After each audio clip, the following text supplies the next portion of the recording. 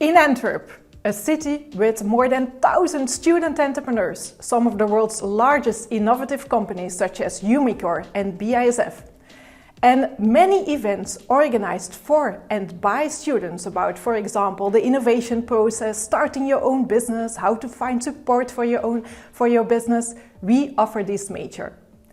We are Wim and Johanna, two of the professors of this major, and we will explain you a little bit more about the major's content.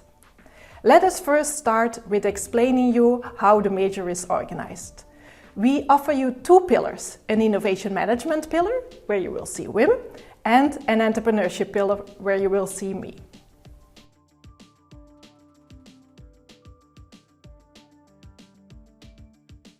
The next thing I want to emphasize in this course is digital technologies, because nowadays we live in a digital era, and if you teach innovation management, you have to focus on digital technologies because it's going to change the business models, it's going to change the competitive advantage of companies in the future. So I'm going to focus on technologies like IoT, artificial intelligence, blockchain technology, machine vision and so on. But again, I'm not going to focus on the technologies, I'm going to focus on the business models. I'm going to focus on how you can create a competitive advantage and how companies can transform themselves. That leads us almost automatically to business model innovation, right? Because we focus not on the technologies, we focus on how companies, through a complete new value creation for customers and also new ways to capture value, will gain a new competitive advantage. I give you a few examples. They're quite different. So product innovation, for instance, which is quite old already, but it's interesting to see, is for instance the Philips shavers, where you can shave wet, right? So that was like 20 years ago a big innovation. This is a typical example of a product innovation. But nowadays we go in quite different directions. Think for instance about Amazon Go. Most of you probably don't know it, but this is a cashier-free shop. So what is the advantage of doing that? I will not explain it here, but this is a very interesting development for the future. LinkedIn, for instance, is an example of a platform innovation. And so platforms become the new standard instead of, let's say, the linear value chain. And then you have examples of small startup companies that are disrupting traditional businesses. Think, for instance, about the Dollar Shave Club. Dollar Shave Club is a very small company that has been breaking the monopoly, let's say, of Procter & Gamble in shaving.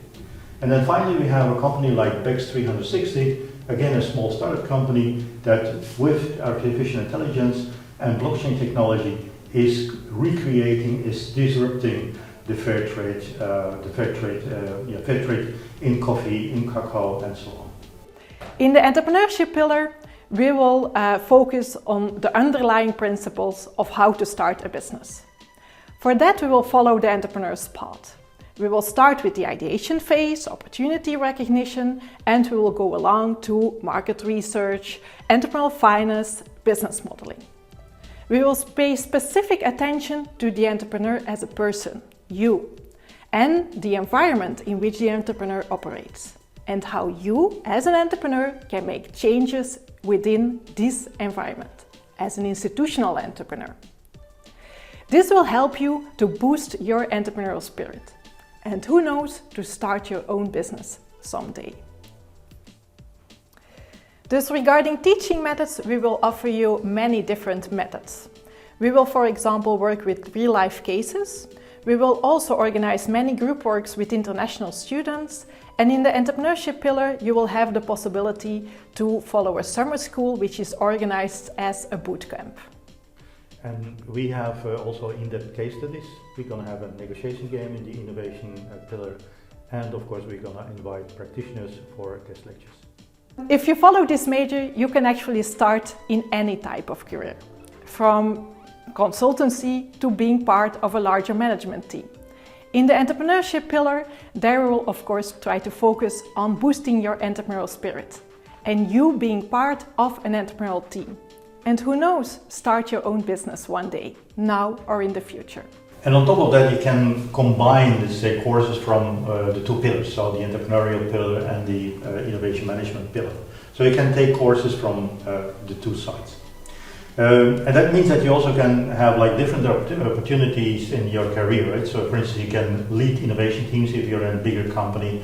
You can follow a trajectory in a startup, so an innovation trajectory in a startup company. You can be an intrapreneur in a large company, or they also call it a new business developer. You should not necessarily go to the private sector. For instance, like universities also take more and more people, or hire more and more people for the technology transfer offices. Or for instance, in consulting firms, they have more and more people focusing on innovation management. Online platforms need a lot of people like you, and so there's a lot of opportunities besides, let's say, the classical startups and the large companies.